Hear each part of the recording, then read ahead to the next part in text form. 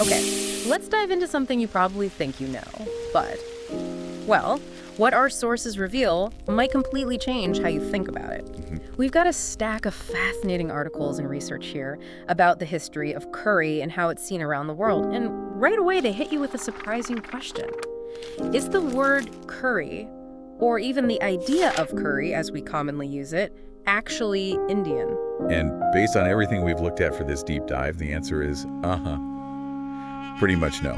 Really? Yeah, the concept of curry as this single dish or like a broad category covering tons of dishes, it just doesn't exist in traditional Indian cooking across its, incredibly diverse regions. It's not a term you'd historically find used that way within India itself. Whoa, okay, that's kind of blown my mind a little. So if it's not an authentically Indian concept, where did this global idea of curry even come from? Well, that's what we're digging into. Right.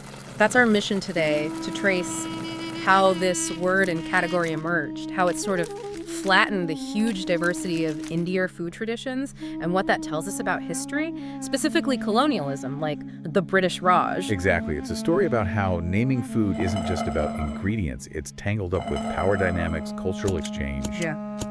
How one culture simplifies another, really. Okay, let's unpack that. If curry isn't a pan-Indian term, where did the sources say it likely started? They trace it most likely back to the Tamil word Kari. That's K-A-R-I. Rati. Yeah, from South India. And it specifically means a spice sauce or maybe a relish, something typically served with rice. So a very specific regional term for a certain type of dish. Right, a precise term from one part of India. How did that become the catch-all for basically anything with the sauce from the entire subcontinent? That seems like a huge jump. And that leap is exactly where the colonial influence comes in. British colonizers, especially the Anglo-Indians living in India, they heard this word Kari. But instead of learning about, all the actual distinct dishes, the dals, the sambars, the kormas, the fish preparations, everything with its own name and history. Right, the sheer variety. Exactly. They just sort of took this single term and slapped it onto almost any dish they came across that had a sauce or a gravy. Didn't matter what it was really called or where it was from. Wow. So just simplifying the unfamiliar into one easy box, the sources really highlight this as a classic example of that colonial power thing, like having the power to name and categorize something from another culture based on your limited understanding. And essentially erasing the nuances in the process. Yeah. It's even documented in those old colonial era dictionaries like Hobson Jobson. Huh. And alongside this, during the British Raj, you get the development of Anglo-Indian cuisine. These were dishes adapted for British tastes. Like mulligatawny soup. Mulligatawny soup, railway mutton curry, things like that. They came out of that interaction, not necessarily from deep traditional roots. And I guess when British folks went back home, they took that taste with them. Precisely. By the 1760s, our sources say, there was a real market developing back in Britain for these simplified Anglo-Indian style foods. Which leads to curry powder. You got it. This demand really fueled another key thing that cemented curry globally: commercial curry powder. And the sources are super clear. This pre-mixed powder doesn't exist in traditional Indian cooking. Right, because traditionally you'd grind and mix spices fresh for each specific dish, wouldn't you? Exactly. The powder was purely for convenience. Apparently, Indian merchants initially sold it to British traders, and by 1784, you could find ads for it in British newspapers. Wow, that early? What was even in it back then? Pretty simple stuff, usually coriander, turmeric, cumin, maybe some chili.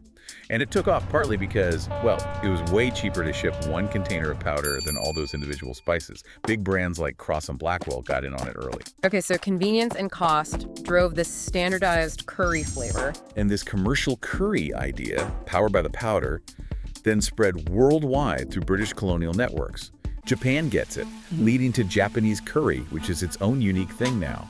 It travels to the Caribbean with indentured workers. Right, but the big downside, the sources really hammer this home, is the homogenization. This single word curry just completely overshadows the incredible regional diversity of Indian food. Totally. It takes these vastly different traditions like North Indian Mughlai, South Indian Kerala cooking, Bengali food, and just lumps them all together. It's really misleading. They call it the curry trap, right?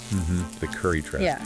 It basically misrepresents centuries of culinary history from a massive, diverse place. Makes it seem like one thing when it's countless things. You still see that legacy today, don't you? The whole ready-to-use curry aisle in the supermarket. Oh, yeah.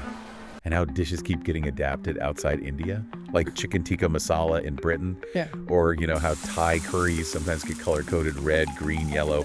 mainly for Western visual appeal, simplifying complex flavors. But people are pushing back now, trying to reclaim that diversity. Definitely.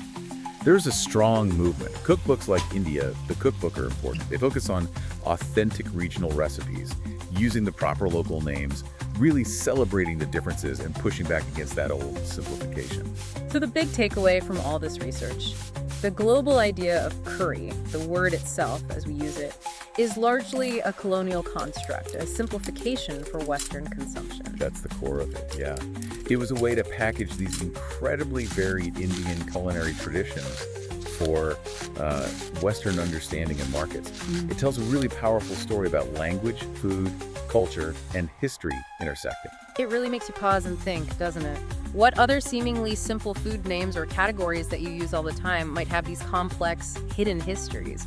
Histories tied to cultural exchange, maybe simplification, maybe power dynamics, things we're just not aware of. Makes you look at your plate a bit differently. Definitely does, something to chew on.